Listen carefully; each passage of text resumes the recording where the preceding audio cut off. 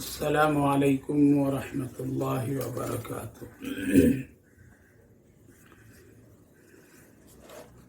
نحمده ونصلي على رسوله الكريم اما بعد فاعوذ باللہ من الشیطان الرجیم بسم اللہ الرحمن الرحیم سبح اسم ربک الاعلی الذی خلق فسوى والذی قدر فہدى والذی اخرج المرعى فجعله غثاء احوى سنقرئك فلا تنسى الا ما شاء الله إنه يعلم الجهر وما يخفى صدق الله العظيم۔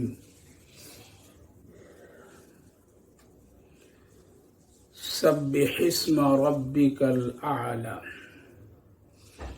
تسبیح بیان کیجئے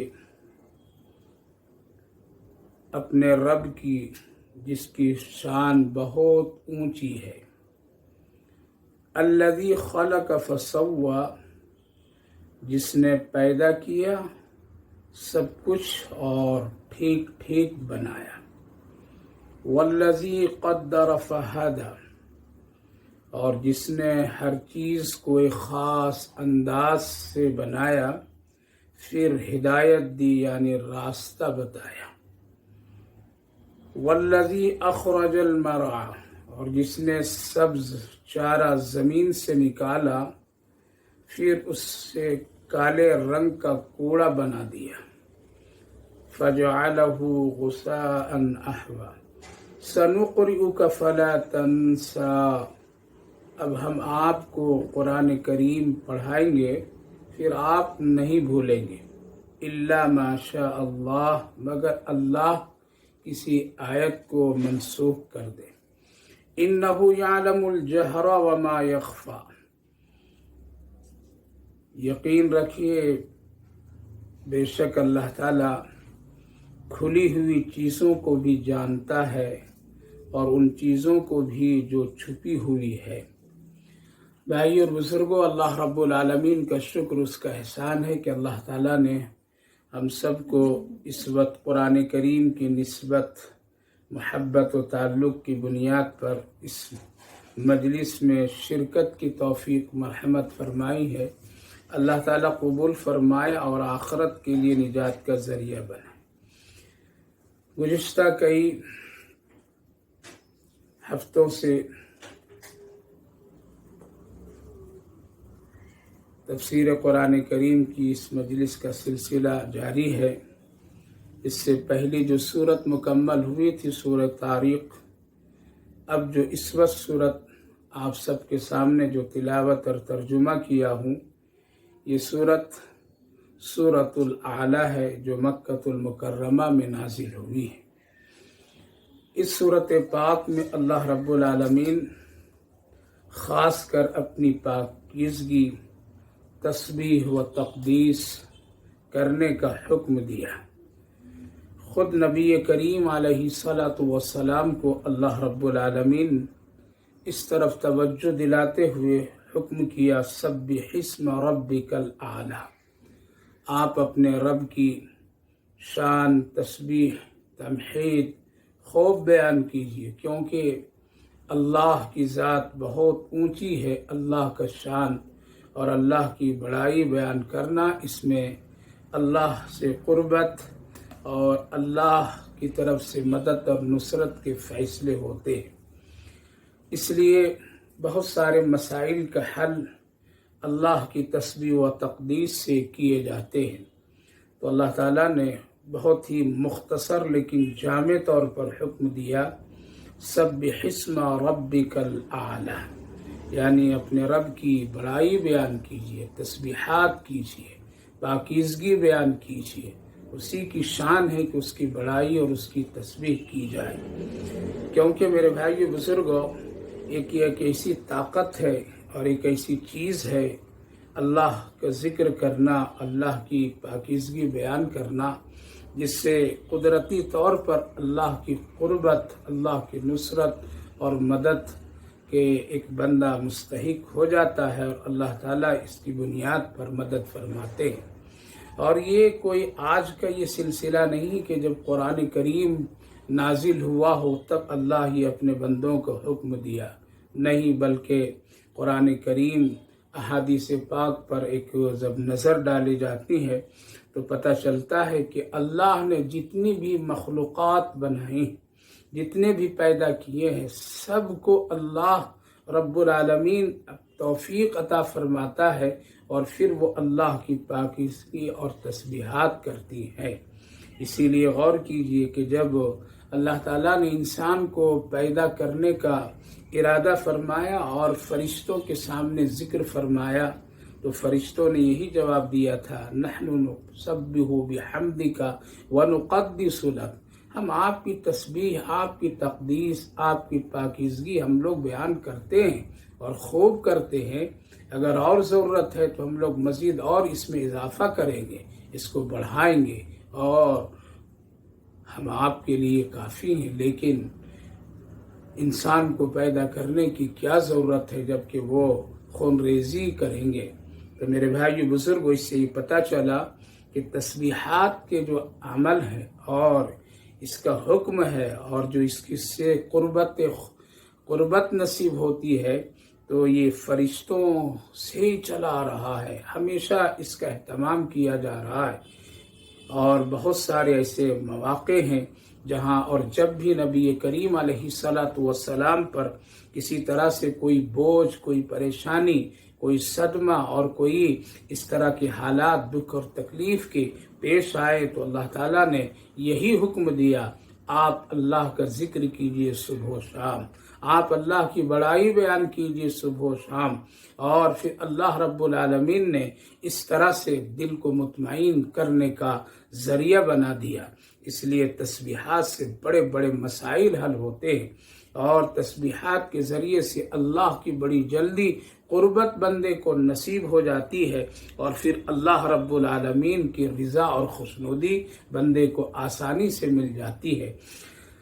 صحابہ کرام رضوان اللہ عنہم اجمعین بھی اس کے بہت اہتمام کیا کرتے تھے، اور خود نبی کریم علیہ السلام بھی اس کا اہتمام فرماتے تھے۔ ہمارے اور آپ کے اکابر و اسلاف بھی اس پر خوب پابندی کرتے آئے ہیں، اور آج تک یہ سلسلہ ہے۔ اسی لیے اپنی زندگی شب و روز کے معمولات میں ہمارے اکابرین بزرگان دین نے تسبیحات کے معمولات میں شامل کر دیتے تھے۔ اسی لیے خانقاہوں کو آباد کیا جاتا تھا، اور ایک مستقل تربیت کے ذریعے سے ایسے کلمات جس سے اللہ کی بڑائی، اللہ کی تسبیح و تقدیس کا خوب نمایاں اجاگر ہو، ایسے کلمات کا رٹ لگایا جاتا تھا اور ضرب لگائے جاتے تھے۔ اس سے دل کی گندگیاں صاف ہو جاتی تھی، اور اس سے دل پاکیزہ ہو جاتا تھا۔ لہذا جس کے دل میں گندگیاں ہو، جس کے دل میں خرافات ہو، جس کے دل میں اللہ اور اس کے رسول کی محبت نہ ہو، دین اور شریعت کے اس قدر نہ ہو، ایسے لوگوں کے لیے نہایت ہی ضروری ہے کہ صبح و شام اللہ کی تسبیحات، اللہ کی تقدیس، اللہ کی پاکیزگی کو خوب بیان کریں، اور اپنے دل سے اس کا خوب عزت و احترام کریں۔ اللہ کے رسول صلی اللہ علیہ وسلم ارشاد فرماتے ہیں کہ ہر شے اللہ کی تسبیح بیان کرتی ہے۔ خود قرآن کریم میں سورہ بنی اسرائیل میں اللہ تعالیٰ نے ارشاد فرمایا، چرندے پرندے سب تسبیح بیان کرتے ہیں، تم اس کو سمجھ نہیں پاتے ہو، تمہارے سمجھ سے باہر کی بات ہے۔ لیکن جو لوگ جانتے ہیں اور جن لوگوں کا اس کا احساس ہے تو بالکل آیا ہے یہ بات کہ دنیا میں جتنی بھی اللہ کی پیدا کی ہوئی چیز ہے، چاہے وہ جاندار ہو، چاہے وہ غیر جاندار ہو، یہاں تک کہ پتھر، کنکر، درخت، پتے، ٹہنیاں، شاخیں، سب اللہ کے ذکر میں، یہاں تک کہ ہم اور آپ جو کپڑے کو اپنے بدن پر استعمال کرتے ہیں، یہ بھی اللہ کے ذکر اور تسبیحات کی کیا کرتے ہیں۔ یاد کیجئے کہ جب نبی کریم علیہ السلام ایک موقع پر آپ اپنے صحابہ کے ساتھ تشریف لے جا رہے تھے اور آپ کا اونٹ جب بدکنے لگا اور اونٹ کی حالات اور کیفیت کچھ بدلنے لگی تو اللہ کے رسول صلی اللہ علیہ وسلم وہاں آپ رک جاتے ہیں اور اتر کر کے آپ نے کسی صحابی کو حکم دیا کہ قریب کے اس درخت سے کچھ شاخیں توڑ کر کے لاؤ۔ لہذا جب توڑ کر کے لایا گیا تو آپ صلی اللہ علیہ وسلم 2 قبروں کے سرہانے میں اس کو گاڑ دیے۔ صحابہ کرام رضوان اللہ عنہم اجمعین نے پوچھا یا رسول اللہ اس شاخ کو اس قبر پر لگانے کی کیا وجہ اور کیا فائدہ اور کیا بات تھی؟ تو آپ نے ارشاد فرمایا ان 2 قبر والوں پر اللہ کا عذاب ہو رہا ہے، قبر میں عذاب دیا جا رہا ہے۔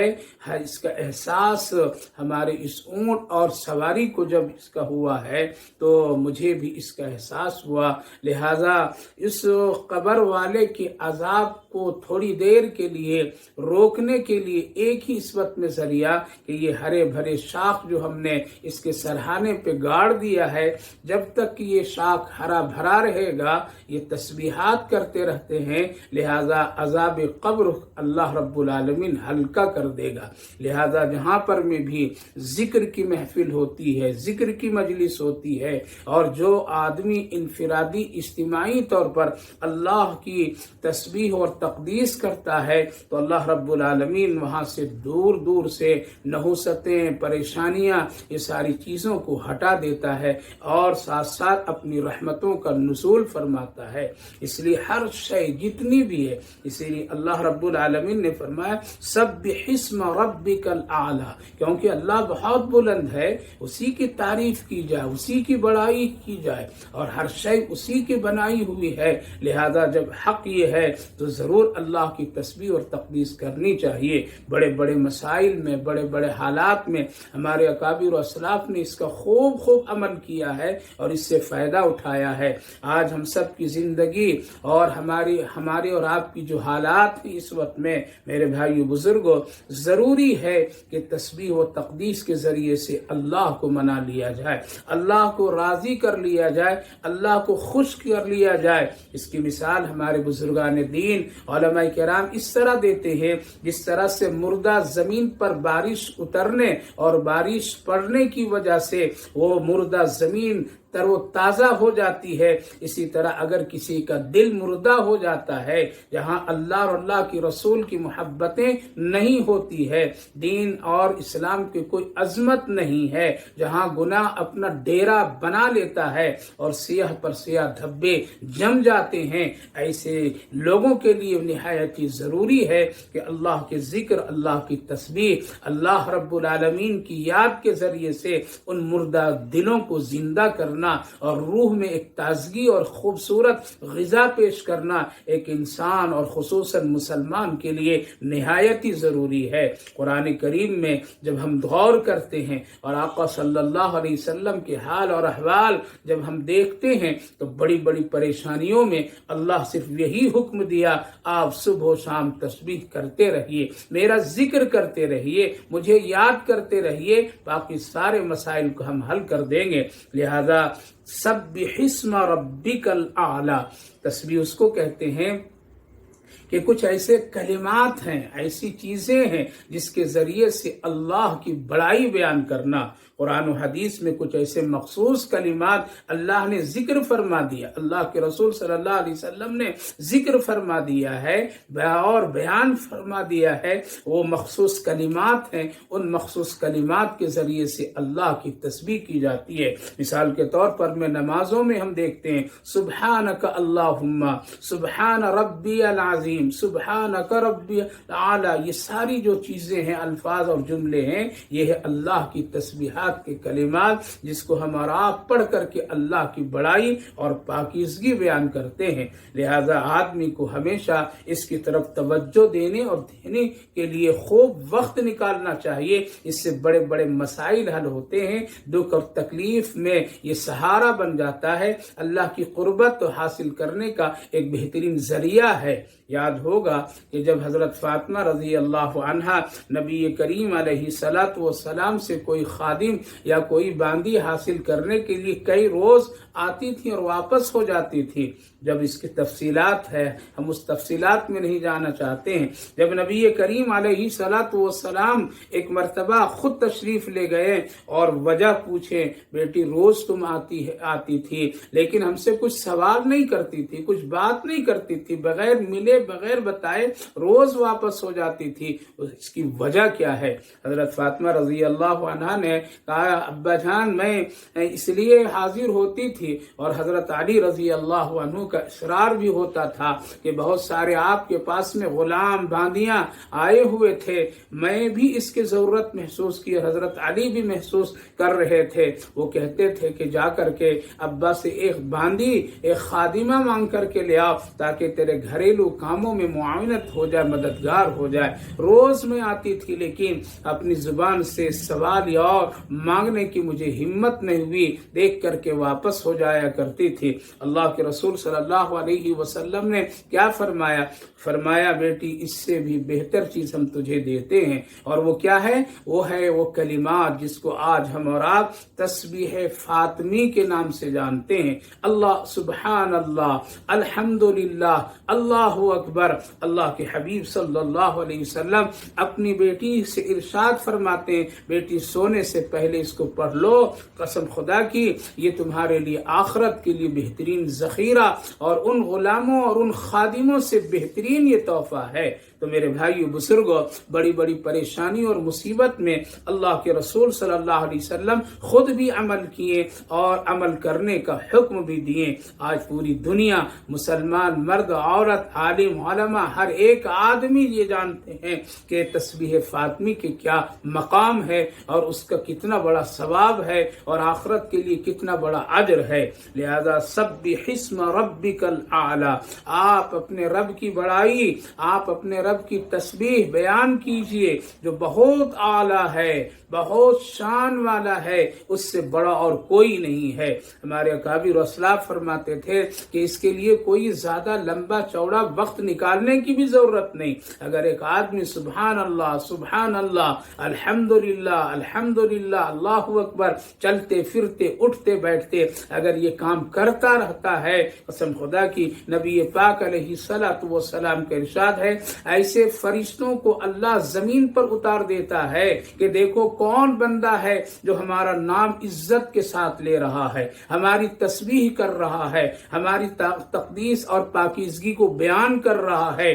فرشتے ایسے حالات میں گھومتے پھرتے ہیں، چلتے پھرتے رہتے ہیں۔ اگر خدا نخواستہ کہیں ایک بندہ ایک آدمی اگر اللہ اکبر کسی وجہ سے کہتا ہے، سبحان اللہ کوئی اچھی چیز کو دیکھ کر کے سن کر کے کہتا ہے، ماشاء اللہ کہتا ہے، تو ایسے کلمات کے جانے انجانے وہ اگر بول دیا فرشتے اس کو چن کر کے لے لیتے ہیں اور خوشی کے ساتھ عرش کی طرف بھاگے جاتے ہیں اور پھر اللہ کے حضور میں پیش ہوتے ہیں، اے پروردگار زمین پر فلاں بندہ فلاں بندی نے آپ کا نام بڑی عزت اور بڑی احترام کے ساتھ لیا۔ اللہ خوش ہو جاتے ہیں میرے بھائیو بزرگوں، وہ پاک پروردگار ہے، اپنے بندے کے چھوٹے سے اعمال سے بھی خوش ہو جاتا ہے۔ لہذا آج ہماری اور آپ کی زبانوں میں کتنی باتیں آتی ہے، کتنے گندے کلمات آتے ہیں، کتنی گندی باتیں ہم کر کے اپنا وقت کو ضائع کرتے ہیں، زبان کو تکلیف میں ڈال دیتے ہیں، مشقت میں ڈال دیتے ہیں۔ کاش کہ اگر ایسے جملے کی ہم عادت بنا لیتے، اپنی زبان پر ایسی چیزوں کے کہنے اور سننے کی عادت بنا لیتے تو چلتے پھرتے یہ کام کرنا بہت آسان، بہت آسان۔ سبح اسم ربک الاعلی، اس رب کی تسبیح بیان کیجیے جو بہت اعلیٰ ہے۔ الذی خلق فسوی، جس نے پیدا کیا اور ٹھیک پیدا کیا، درست پیدا کیا، یعنی پیدا کرنے کے بعد ایسا نہیں ہے کہ ایک آدمی کی شکل و صورت میں اللہ نے کم و بیش کا مسئلہ پیدا فرما دیا، فسوی برابر پیدا کیا۔ ہم اور آپ اپنے جسم اور اپنے جسے میں بدن میں غور و فکر کریں، دیکھیے اللہ کی شان اور اس کی قدرت، کتنے حکمتوں کے ساتھ پیدا کیا، کتنے حکمتوں کے ساتھ ہمارے جسم کے اعضاء بنائے۔ اسی طرح دنیا میں جتنی जितनी भी चीजें हैं, जितने भी मखलूक़ात हैं, अल्लाह ने कितनी खूबसूरती के साथ में, कितना उम्दा और ठीक ढंग से अल्लाह ताला ने बनाया है। अगर अंगुलियां हैं तो कितनी बराबर है, आंखें हैं तो बराबर है, नाक है तो बराबर है, कान दोनों हैं तो बराबर हैं। इसी तरह से जिस्म के पूरे वो आज़ा पर गौर किया जाए, हाथ दोनों बराबर हैं, फूल हैं, और जितने भी चीजें इस्तेमाल की हैं, अल्लाह ने कितने खूबसूरती के साथ में उसको बनाया है। अगर एक दरख्त में फलों का एक अंबार है तो गौर कीजिए, सबका साइज यकसा है, सबका रंग यकसा है। खुदा न खास्ता अगर उसमें कुछ एक दो में कुछ फर्क हो तो अल्लाह इबरत के लिए ऐसा करता है, लेकिन अक्सरियत ये है सबका रंग यकसा, सबके साइज यकसा, सबके बड़ा और छोटा होने में अल्लाह ऐसी तदबीर और तरतीब रखा है कि कोई आदमी ऐसा कर ही नहीं सकता है। अल्लज़ी खलक फसव्वा, जिस परवरदिगार ने पैदा किया है सारी चीजों को और दुरुस्त और ठीक ठीक पैदा किया है, उसकी तस्बीह बयान कीजिए। यूं ही अल्लाह तस्बीह करने के लिए हुक्म नहीं दे रहा है, अपना जिक्र करने के लिए मुफ्त में नहीं कह रहा है, वो बहुत कुछ दिया है, बहुत चीजों से नवाजा है मेरे भाइयों बुजुर्गों। इसलिए अल्लाह का हक है कि वो हुक्म करे और उस हुक्म पर हम सब अमल करें। इसीलिए फरमा अल्लज़ी खलक फसव्वा, सिर्फ अपने अंगुलियों पर जरा गौर कीजिए, नाखून के निकलने पर गौर कीजिए। पैदाइश से लेकर के आज तक एक इंसान अपने अंगुलियों के नाखूनों को काटता चला जा रहा है क्या, और वो फिर वो बराबर बराबर निकलता रहता है, कभी अपने निकलने में वो कमी नहीं करता है, रुक नहीं जाता है, बल्कि बराबर वो निकलता रहता है। गौर कीजिए कितने नाखून एक आदमी अपने अंगुलियों का काटा है। अगर किसी की उम्र 60 साल 50 साल है तो कितनी बार उसने नाखूनों को काट काट करके जमीन पर फेंका है, कभी उससे मलाल नहीं हुआ, कभी पैसे देने की बारी नहीं आई, कभी इस पर उजरत अल्लाह ने नहीं मांगा, तो हमारी चीज को फेंक दिया काट करके। अब अगर दोबारा तुझे चाहिए तो इसके लिए इतनी उजरत है, इतनी इसकी कीमत है। नहीं, बस एक चीज अल्लाह कह रहा है, सब्बिहिस्मा रब्बिकल आला। ये जो नेमतें हैं आज हम सब जो इस्तेमाल कर रहे हैं मेरे भाइयों बुजुर्गों, ये इसीलिए अल्लाह ताला फरमा रहा है मेरी तस्बीह बयान करो, मेरी पाकीज़गी बयान करो, मेरे लिए तुम इस तरह से रहो, हर वक्त याद करते रहो। फज़कुरूनी अज़कुरकुम वश्कुरूली वला तकफुरून अल्लज़ी खलक फसव्वा, वो बराबर बनाया है, बहुत ठीक और दुरुस्त बनाया है। मैंने इससे भी पहले तफसीर की मजलिस में सुनाया था एक वाकया, एक शख्स जब जा रहा है सफर में, जाते जाते जब वो थक जाता है तो एक बहुत बड़ा दरख्त, जिसको माशरे में बरगद का दरख्त कहते हैं, बहुत बड़ा होता है, उसकी शाखें बहुत फैली होती है, जमीन में भी उसके जड़ें बड़े मजबूती के साथ में लगे हुए होते हैं, और वो ठंडा उसमें साया होता है। उसके नीचे साये में बैठने से बहुत राहत और सुकून हासिल होता है और बहुत ही ठंडा और ठंडकपन महसूस होता है। ये बहुत बड़ा दरख्त होता है। एक मुसाफिर चलते चलते जब थका मांदा था, इस दरख्त के करीब पहुंचा, साया बहुत ठंडा था, फैला हुआ था, लिहाजा वो बैठ जाता है। बैठने के बाद जरा तबीयत में और सुस्ती आती है तो लेट जाता है। फिर उसकी आंखें दरख्त के तरफ उठती है और उसके फलों की तरफ उठती है। फलों को देख करके वो गौर करता है और गौर करते करते वो ये कहता है, ये दरख्त इतना बड़ा है लेकिन इसका फल कितना छोटा है, कितना छोटा है। लेकिन इसके मुकाबले में तरबूजे और खरबूजे के जो दरख्त हैं, झाड़ है, वो उसका फल कितना बड़ा है और उसकी शाखें कितनी छोटी है। उसके बेल जो हैं वो बहुत ही बारीक है लेकिन फल उसका बड़ा बड़ा है। लेकिन उसके मुकाबले में ये दरख्त बड़ा है लेकिन इसके फल बहुत छोटे हैं, बहुत छोटे हैं। शायद कि अल्लाह से यहाँ नौज़ुबिल्लाह भूल हो गया, ये फल उस दरख्त में होना चाहिए, इसलिए कि उसकी शाखें कमजोर और छोटी, तो फल छोटा होना चाहिए। दरख्त बड़ा, शाखें बड़ी, जड़ मजबूत, तो इसका फल बहुत बड़ा बड़ा होना चाहिए था। शायद अल्लाह रब्बुल आलमीन से यहाँ चूक हो गई नौज़ुबिल्लाह। बंदा ये कह रहा, ये सोच रहा है, हवा तेज चली और एक फल आकर के उसके नाक और पेशानी के बीच में गिर पड़ा।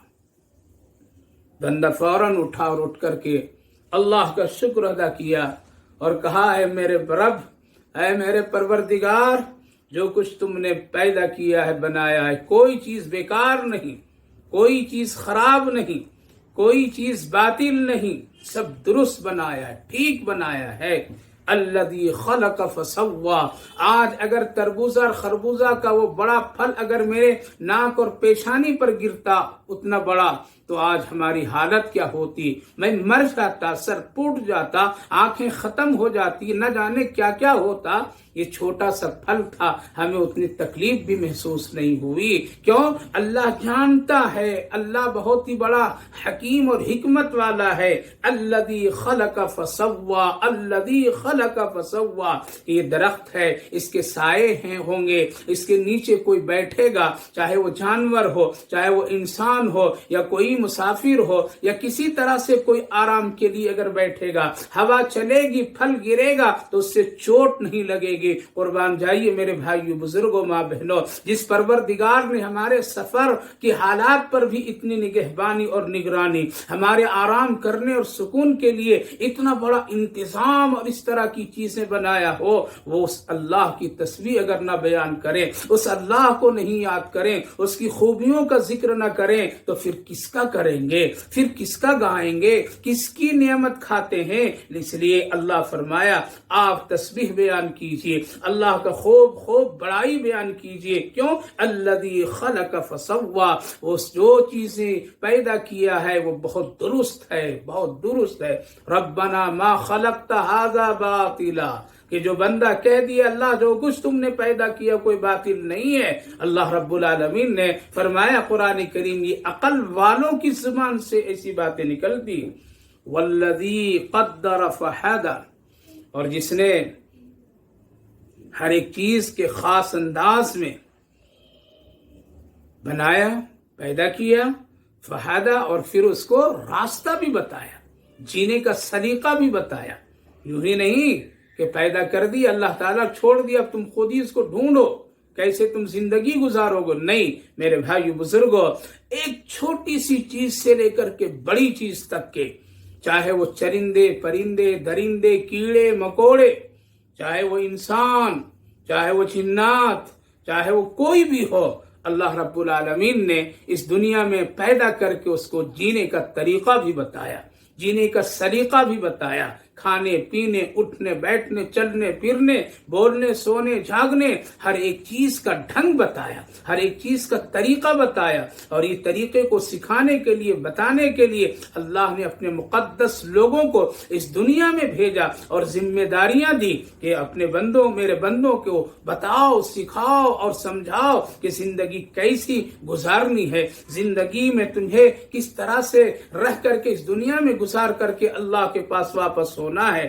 یوں ہی نہیں چھوڑ دیا اللہ رب العالمین نے، اس لیے عقل دیا اللہ نے، علم دیا اللہ نے، اور ہر ایک مخلوق کو اس کی حیثیت اور اس کے تقاضے کی بنیاد پر اللہ اس کی ضرورت کو پوری کرنے کے مطابق اللہ نے اس کو سمجھ بوجھ، عقل اور علم عطا فرمایا۔ ایسا نہیں ہے، انسانوں کا علم اپنے انداز سے اس کی زندگی کے مطابق اللہ نے اس کو علم عطا فرمایا، سلیقہ عطا فرمایا، تہذیب و تمدن ساری چیزوں کو مہیا فرمایا۔ اسی طرح سے دوسری مخلوقات جتنے ہیں، جاندار جتنے ہیں، سب کو اللہ رب العالمین نے اس کے تقاضے کے مطابق، اس کی ضرورت کے مطابق اللہ نے اس کو بھی علم عطا فرمایا تاکہ تم اپنی زندگی کو اسی طرح سے گزارو۔ غور کر لیجئے، غور کیجئے، ایک بکری ہے، ایک جانور ہے، ایک پرندہ ہے، ایک مرغی ہے، مثال کے طور پر میں آپ ہاتھ اٹھائیے اور اس کو مارنے کی کیفیت دکھائیے، قسم خدا کی وہ بھاگ کھڑا ہوتا ہے، اس سے احساس ہو جاتا ہے شاید مجھے کوئی مارنے کے لیے اس طرح اشارہ کر رہا ہے، کوئی ڈھیلے اٹھا رہا ہے۔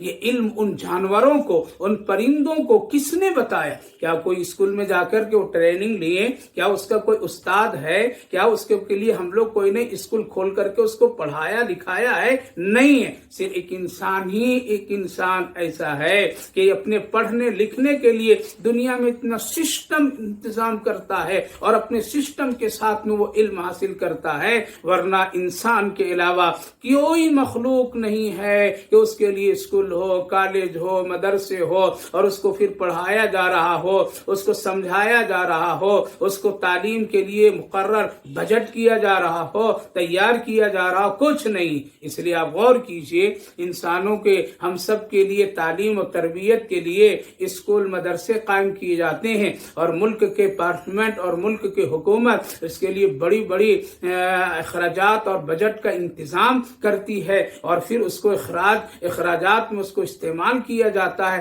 تب کہیں جا کر کے ایک انسان پڑھ لکھ کر کے بنتا ہے۔ لیکن اس کے علاوہ میرے بھائیو بزرگوں، جتنی مخلوقات ہیں اس کے لیے کوئی بجٹ ملک تیار نہیں کرتا ہے، حکومت تیار نہیں کرتی ہے کہ کتوں کو پڑھانے کے لیے، گھوڑوں کو پڑھانے کے لیے، جانوروں کو پڑھانے کے لیے، گائے بھینس کو پڑھانے کے لیے اس کے لیے اسکول اور اس کے لیے مدرسوں کا انتظام کیا جائے، نہیں، بلکہ قدرت کی شان یہ ہے کہ خود بخود اللہ اس کو ایسا ذہن عقل عطا فرما دیتا ہے کہ اپنی زندگی اور ایسی ہدایت عطا فرما دیتا ہے، راستہ دکھا دیتا ہے کہ خود بخود وہ اپنی زندگی گزارنے کے لیے چل پڑتے ہیں۔ لہذا اللہ رب العالمین نے یہ سارا نظام اور سسٹم ہمارے اور آپ کے سامنے جو رکھا، یہ بہت ہی عمدہ اور بہت ہی بہتر ہے۔ فرمایا الذی خلق فسوى والذی قدر فہدى والذی اخرج المرعى،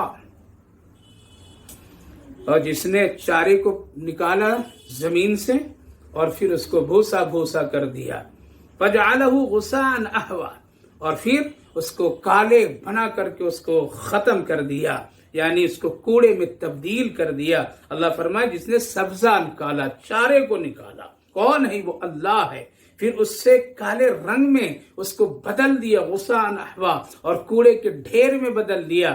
یعنی جس طرح سے ایک آدمی، ایک کسان کھیتی کرتا ہے اور پھر اس کھیتی کو کتنی محنت و مشقت کے ساتھ اس کو تیار کراتا ہے اور اس سے سبزے اگتے ہیں، اسی طرح جانوروں کے کھلانے کے لیے کچھ چارے ڈال دیے جاتے ہیں اور پھر اس کو پتیاں ہری بھری ہوتی ہے، گھاس تیار ہوتے ہیں، لیکن پھر کچھ دنوں کے بعد کیا ہوتا ہے؟ اس کو کھلیان لے جایا جاتا ہے یا جانور اس کو کھا کر کے بھوسا بنا دیتا ہے، اور پھر اس کی حقیقت اس طرح ہو جاتی ہے کہ اب وہ قابل استعمال نہیں رہتا ہے۔ یعنی دیکھنے میں اول مرحلے میں کتنا خوبصورت تھا، ہرا بھرا تھا، یہ ہرا بھرا کس نے نکالا؟ اللہ نے زمین سے نکالا۔ زمین میں صلاحیت کو پیدا فرما دیا کہ ہم دانا ڈالتے ہیں، چارے ڈالتے ہیں اور اللہ اس کو اگا دیتا ہے، ہرا بھرا بنا دیتا ہے، نظروں میں جاذب نظر اور خوبصورت دیکھنے میں لگنے والی چیزوں کو تیار کر دیتا ہے۔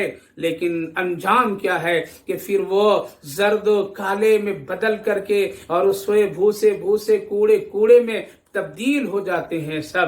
یہ بتا کر کے اللہ یہ فرمایا تم اس دنیا میں جتنے بھی ترقی کر لو، جتنے بھی پڑھ لکھ لو، جتنے بھی دنیا میں عیش عشرت کی زندگی گزار لو، اور جتنے بھی دنیا میں تم سامان ٹھاٹ باٹ کی تیار کر لو، سب کچھ کر لو، لیکن ایک دن انجام یہ ہے تم کو مرنا ہے، یہ دنیا کو ختم ہونا ہے، اور اس کا انجام اسی طرح جس طرح سے سبزہ اگتا ہے خوبصورت بن کر کے دکھاتا ہے، لیکن اس کا انجام کالے پن میں تبدیل اللہ کر دیتا ہے۔ اے انسانوں، یہ ساری چیزیں فنا ہو جائے گی، صرف باقی رہے گی سبح اسم ربک الاعلی۔ اگر اس دنیا میں تم اللہ کی تسبیح پڑھو گے، اللہ کا ذکر کرو گے، سبحان اللہ، الحمدللہ، اللہ اکبر، قسم خدا کی اس پر کوئی فنائیت نہیں، یہ میٹیں گے نہیں، یہ ختم نہیں ہوں گے، بلکہ جنت میں میرے بھائیو بزرگوں اور نام اعمال میں اس طرح خوبصورت نظر آئیں گے جس کو دیکھ کر کے وہاں احساس ہوگا کہ کاش اور سبحان اللہ پڑھا ہوتا اور الحمدللہ پڑھا ہوتا، اور اپنے نام اعمال میں ان مقدس کلمات کا ذخیرہ ہم تیار کر لیے ہوتے۔ بزرگوں نے ایک واقعہ لکھا ہے کہ ایک شخص کا انتقال ہوا، اور انتقال کے بعد کچھ دنوں کے بعد خواب میں نظر آیا، خواب دیکھا، پوچھا بھائی کیا کر رہے ہو قبر میں؟ جواب ملا کہ میں یہاں قرآن پڑھ رہا ہوں۔ حدیث پاک میں ہے کہ اللہ تعالیٰ فرشتوں سے پوچھاتا ہے کہ اب کیا کرو گے قیامت تک؟ تو اپنی اپنی خواہش کے مطابق وہاں ایک چیز کو پسند کر لیتے ہیں تو اسی میں لگ جاتے ہیں، کوئی سو رہا ہے، کوئی نمازیں پڑھ رہا ہے، لیکن اس کا کوئی ثواب نہیں۔ اور उससे कोई थकावट नहीं, उससे कोई उकताहट भी नहीं। तो कहा कि मैं कुरान पढ़ रहा हूँ। कहा कितना पढ़ लिया? कहा 70,000 कुरान अब तक के पढ़ लिया, चंद दिनों में पढ़ लिया। तो बहुत खुश हुए कि अरे भाई बड़ी नेकी तुमने कब्र में कमा ली। उसने जवाब दिया, मेरे भाई ये 70,000 कुरान तुझे दे देता हूँ, तुम मुझे वो एक नेकी दे दो जो रास्ते में कभी चलते फिरते तुमने सुभान अल्लाह, अल्हम्दुलिल्लाह, अल्लाहु अकबर कहा हो, तो एक सुभान अल्लाह का नेकी मुझे दे दो, एक अल्हम्दुलिल्लाह का नेकी दे दो, अल्लाहु अकबर की नेकी दे दो। हम उसके मोहताज हैं, उसके जरूरतमंद हैं। वो हमारे नामे आमाल में सवाब का जरिया बन जाएगा, मगफिरत का जरिया बन जाएगा, राहत और सुकून का जरिया बन जाएगा। लेकिन ये 70,000 कुरान का अब मुझे कोई सवाब नहीं मिलेगा, इसलिए अब ये हम अपने शौक से यहाँ पढ़ रहे हैं। आमाल तो वो बंद है, अलबत्ता साले सवाब और इस तरह की नेकियां जो मुर्दों को पहुंचाई जाती है वो जरूर हासिल होती है। तो कदर तो उस वक्त मालूम होंगे मेरे भाई बुजुर्गो, सब्बिहिस्म रब्बिका। लिहाजा इस दुनिया में दुनिया को हासिल करने के लिए, दुनिया को बारौनक बनाने के लिए, दुनिया की जिंदगी को हरी भरी और खूबसूरत बनाने के लिए आज हमारी जुबान पर अल्हम्दुलिल्लाह, सुभान अल्लाह, अल्लाहु अकबर के कलिमात नहीं आ रहे, भूल गए। अल्लाह बता रहा है ये सब खत्म हो जाएगी, तेरी जिंदगी की बनाई हुई चीजें, ये नक्शे और ये सारी खूबसूरत तुम्हारी जिंदगी के जो तुमने हासिल की और बनाया है, मेहनत किया है, सब खत्म हो जाएंगे, रेजा रेजा हो जाएंगे, भूसे भूसे हो जाएंगे। अगर कुछ बाकी तो वो तस्बीहात हैं, सुभान अल्लाह, अल्हम्दुलिल्लाह, अल्लाहु अकबर और अल्लाह की जात बाकी है। फजअलहु गुसाअन अहवा, फजअलहु गुसाअन अहवा। इसलिए मेरे भाइयों बुजुर्गों, आज हम सबको समझने की जरूरत है। अपनी आखरत को बना लीजिए, अपने नामे अमाल में इस तरह के मुकद्दस कलिमात का जिक्र करके अल्लाह को खुश कर लीजिए। बड़े बड़े मसाइल इससे हल हो जाते हैं, बड़ी बड़ी तकलीफें चली जाती है, अल्लाह राजी हो जाता है, अल्लाह खुश हो जाता है। इसलिए सुबह शाम के अमाल में अपने वक्त में इसको शामिल कीजिए, शामिल कीजिए। जिस तरह से दुनिया की बहुत सारी जरूरियात के लिए हम और आप वक्त निकालते हैं, किसी से फोन पर बात करने के लिए वक्त निकालते हैं, फोन को देखने के लिए कभी वक्त निकालते हैं, किसी का मैसेज और किसी का को पैगाम देखने के लिए वक्त निकाल करके उसको देखते हैं और फिर उसको जवाब देते हैं। ये सब ये दुनियावी जरूरियात है जिसका कोई हासिल आखिरत में नहीं है, बल्कि इसके लिए भी एक वक्त निकालिए। सुबह शाम को एक वक्त निकाल करके तय कीजिए, हमको 1 घंटा, आधा घंटा हमको बैठ करके इन कलिमात का जिक्र करना है,